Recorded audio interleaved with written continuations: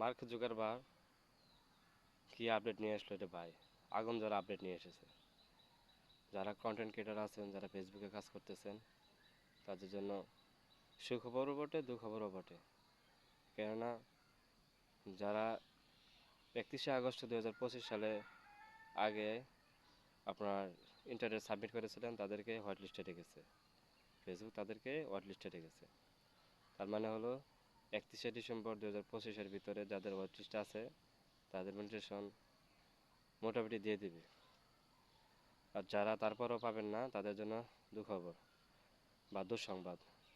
কেননা 2026 সাল থেকে মনিটেশন পেতে হলে আমরা ছয়টি ক্রাইটেরিয়া মেনে মানতে হবে, বা শর্ত পূরণ হলে আপনার মনিটেশন পাবেন বা পাওয়ার যোগ্য এলিজিবল হবেন।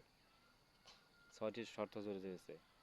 1 নম্বর শর্ত হলো আপনার বয়স নিম্নে 18 বছর হতে হবে। 18 বছর কম যদি আপনার বয়স হয় তাহলে আপনি এই মনিটরেশনের আওতাভুক্ত হবেন না। দ্বিতীয়ত আপনার পেজের বয়স বা প্রোফাইলের বয়স নিম্নে 1 মাস হতে হবে, অর্থাৎ 30 দিন হতে হবে।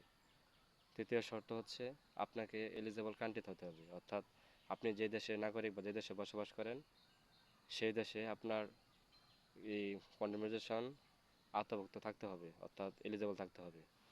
4 নম্বর শর্ত হচ্ছে লাস্ট 90 দিন, অর্থাৎ গত 3 মাসের ভিতরে আপনার প্রোফাইল অ্যাক্টিভ থাকতে হবে। দ্বিতীয়ত নিম্নে গত 3 মাসের ভিতরে 3টি ভিডিও আপলোড থাকতে হবে আপনার প্রোফাইল বা পেজ।